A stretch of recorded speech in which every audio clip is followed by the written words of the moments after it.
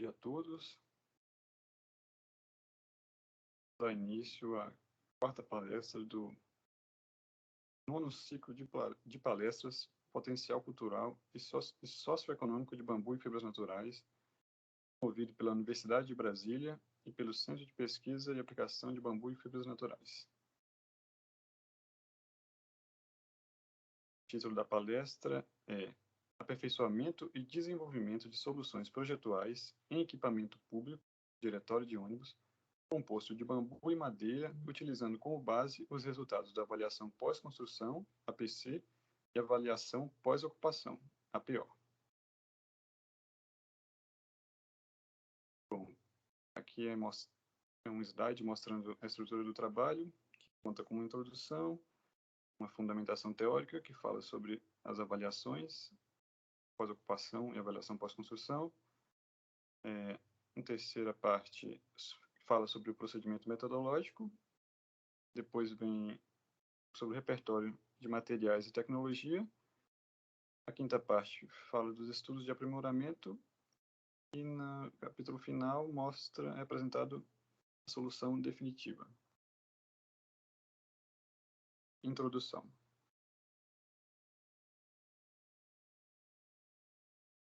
A busca por um modelo de desenvolvimento sustentável se tornou uma necessidade vital para o ser humano, devido à supressão progressiva dos recursos naturais e ao consequente aumento da degradação do ecossistema global. Aqui são as duas imagens. Figura 1 mostra os gases lançados na atmosfera pela indústria de produção de energia. Na imagem abaixo é o seu efeito direto, que é o degelo das calotas polares, dos seus efeitos. De acordo com Farias, as áreas consideradas urbanas no Brasil representam menos de 1% do território nacional, mas consomem uma enorme quantidade de recursos, visto que concentram 160 milhões de pessoas, ou seja, 84,3% da população brasileira.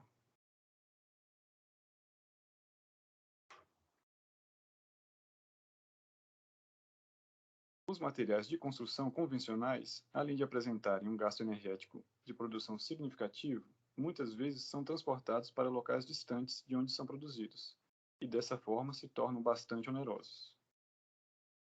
Essas são imagens de uma jazida de extração de cimento e o processo de calcinação.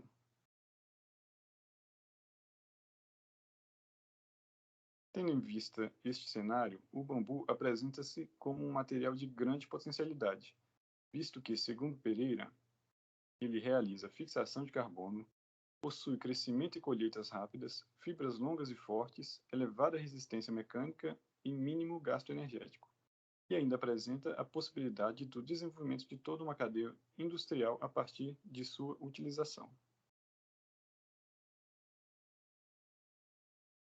Ainda em relação às potencialidades do bambu, foi elaborado e executado por uma equipe de pesquisa interinstitucional formada pelo CPAB-UNB, pelo Laboratório de Produtos Florestais, Serviço Florestal Brasileiro do Ministério do Meio Ambiente e pela Novacap, um mobiliário público urbano composto de ripas de bambu laminadas coladas e de madeira, como uma proposta de alternativa sustentável para marcenarias e indústrias moveleiras locais.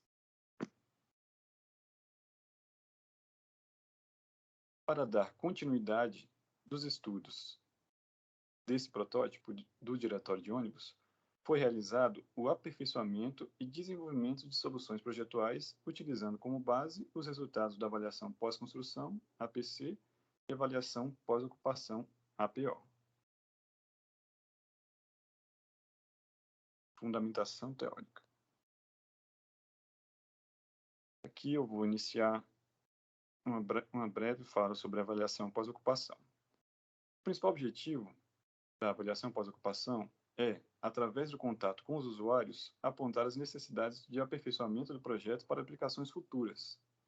Nesse caso, foi aplicado um formulário que, além de captar as características dos entrevistados, era formado por questões em 3 eixos temáticos, conforme estão ilustrados aqui nessas figuras.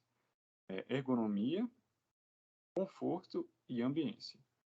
O formulário foi feito na plataforma Google Forms e divulgado através de um QR Code fixado no diretório e também divulgado via e-mail e WhatsApp.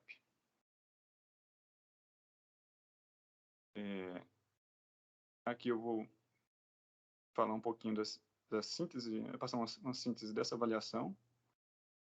Avaliando os resultados da aplicação do formulário da APO, constatou-se que a maioria dos usuários se sente confortável ao sentar na parada de ônibus. No entanto, a visibilidade do transporte e a capacidade de abrigar os usuários no horário de pico foram avaliados de maneira não satisfatória.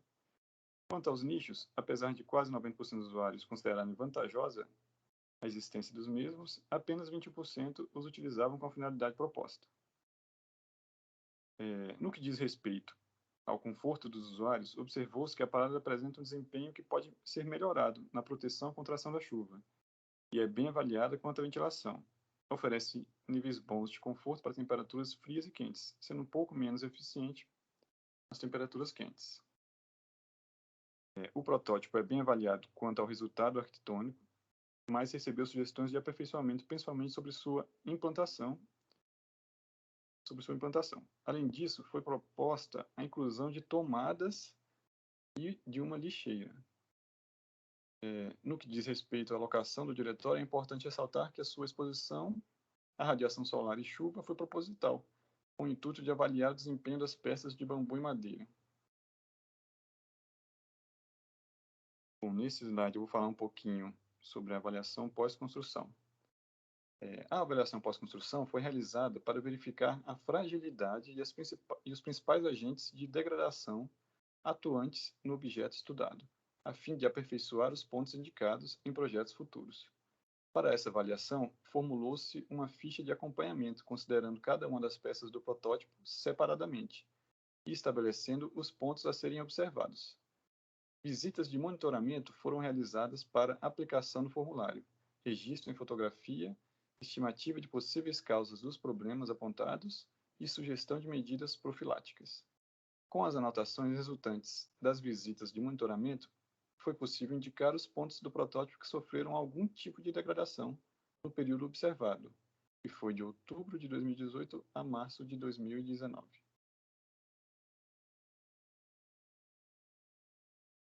Bom, aqui eu vou passar também, falar um pouco de forma sintética dos resultados dessa avaliação. No radier, observou-se a existência de ferragens expostas e trincas ou fissuras, as últimas causadas provavelmente pelo esforço inadequado à peça e pelo impacto de objeto nas arestas. Além disso, verificou-se a presença de umidade, possivelmente proveniente da inclinação insuficiente e manchas que indicam a presença de fungo ou mofo. Nos pilarites foram encontradas também pequenas trincas e fissuras, possivelmente causadas pelo impacto de objetos nas arestas, ou esforço inadequado à peça. E em alguns deles também foram encontradas áreas úmidas, propícias ao acúmulo de água, devido à incidência direta de chuva e a pouca inclinação da peça para escoamento. As peças metálicas desse componente apresentaram corrosão causadas possivelmente pela umidade, já que não são galvanizadas, além de apresentar um leve desgaste na pintura anticorrosiva. Nas vigas de bambu laminado e madeira, percebeu-se manchas escuras nas laterais da peça, indicando um mofo ou fungo, provavelmente causado pela incidência de chuva nesse local. Algumas peças sofreram um leve arqueamento e outras apresentaram pontos de rompimento no componente. Provavelmente não, apontados aqui na linha de cola, provavelmente causados por falha na hora da prensagem.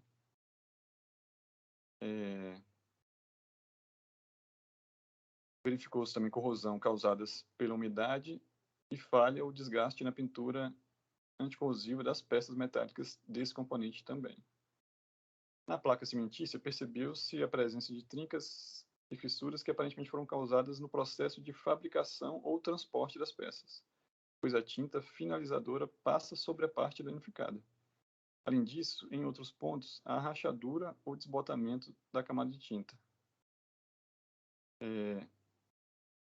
As conexões metálicas também apresentaram corrosão proveniente da umidade, devido às peças não serem galvanizadas. O assento do diretório apresentou também um leve arqueamento e algumas áreas com umidade, propícia para algumas áreas com umidade propícia para o acúmulo de água. Manchas escuras que indicam fungo ou mofo também foram encontradas. E foi verificado um rompimento nas fibras de algumas peças devido a pequenas falhas na ligação entre o encosto e a peça dos nichos. As conexões metálicas, algumas conexões metálicas apresentaram uma pequena folga ou instabilidade, provavelmente decorrente da movimentação estrutural das peças. Nos nichos também foram encontrados manchas escuras que indicam fungo ou mofo, causados pela presença de umidade. E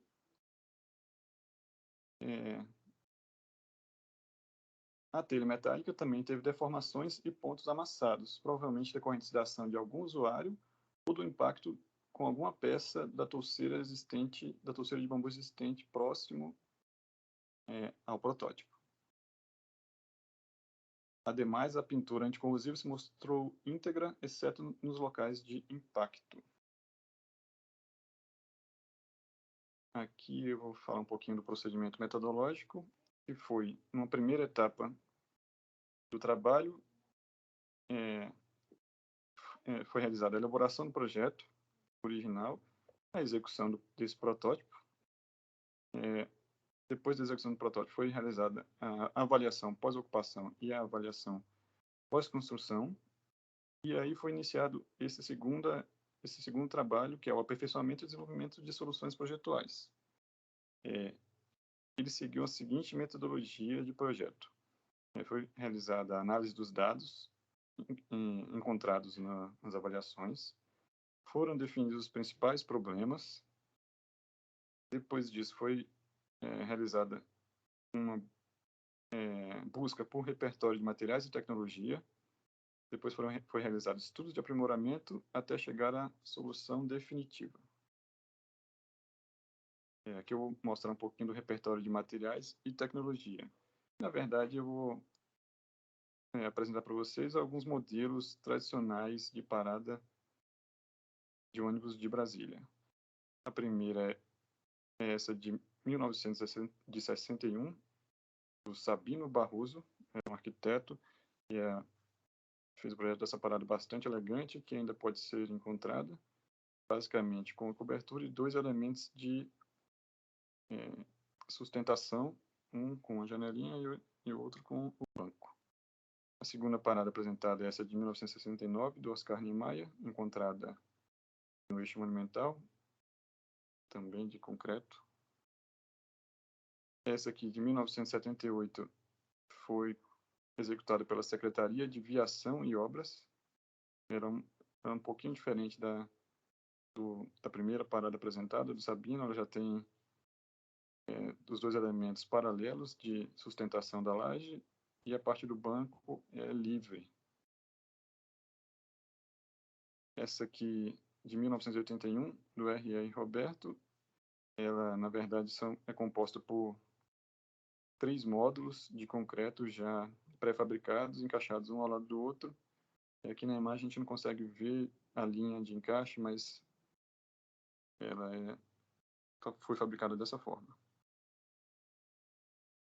Essa aqui é de 1985, encontrada aqui na UNB, é do João Figueiras Lima, Lelé, tem de estrutura pré-fabricada. Essa aqui é de 1990, do Sérgio Parada, ela pode ser encontrada ali no aeroporto, e ela foge um pouquinho da linguagem tradicional do concreto armado da cidade, né? Tem já abertura metálica, de estrutura metálica. Essa aqui de 1996, mas também já apresenta outro tipo de material, que é o vidro com estrutura metálica do Grinshaw. E essa que foi retomada aqui de 98, do Jorge Nazaré, que é de estrutura pré-fabricada, também com placas de fiação. Bom, aqui já vou mostrar para vocês um pouquinho dos estudos de aprimoramento. Nessa imagem, a gente pode ver a solução para aquele problema apresentado, encontrado nas avaliações, que é o acúmulo de água nos nichos, e a solução foi a substituição da base dos nichos por elemento permeável, com o objetivo de evitar o acúmulo de umidade. Esse elemento pode ser um tipo de tela ou grade, ou até um elemento, ou um outro elemento até de bambu. A gente, nesse ponto, definiu uma grade, mas ele sendo vazado, ele cumpre essa função de evitar o acúmulo, né? Aqui também foi outra sugestão nas avaliações, que é a instalação de pontos de recarga para eletrônicos. Teriam 2 pontos em cada nicho, e esses pontos estão previstos para serem abastecidos por placas fotovoltaicas na própria cobertura da parada. Aqui também foi um estudo do projeto de totem para divulgação, que para algumas paradas ela pode funcionar como um recurso de manutenção, né?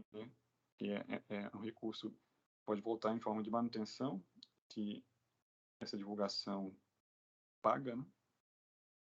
E aqui ela segue o pilar a mesma linguagem do pilar de bambu e madeira, com a placa cimentícia com recorte de ortogonal, para aumentar essa área útil de divulgação.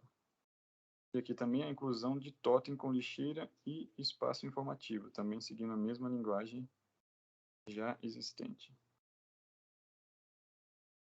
A solução final,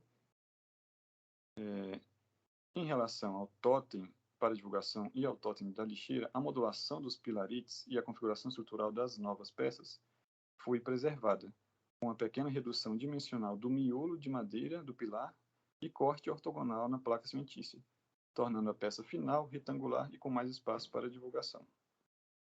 No totem da lixeira, a existência da placa cimentícia funciona como espaço de informações de itinerário e evita que a estrutura laminada dos nichos seja usada para este fim, aumentando a durabilidade dessas peças. Como se vê, foi dada a devida importância à linguagem arquitetônica do diretório, garantindo que o acréscimo de novos objetos e funcionalidades fossem configurados de forma a manter a unidade do espaço construído, preservando a técnica e a expressão artística demonstrada no projeto original. Vale destacar que outras soluções técnicas visando solucionar problemas identificados nas avaliações foram adotadas, como, por exemplo, o aumento lateral da telha calandrada e a troca dos parafusos e ligações metálicas, que apresentaram ferrugem, por peças galvanizadas. E é isso, muito obrigado.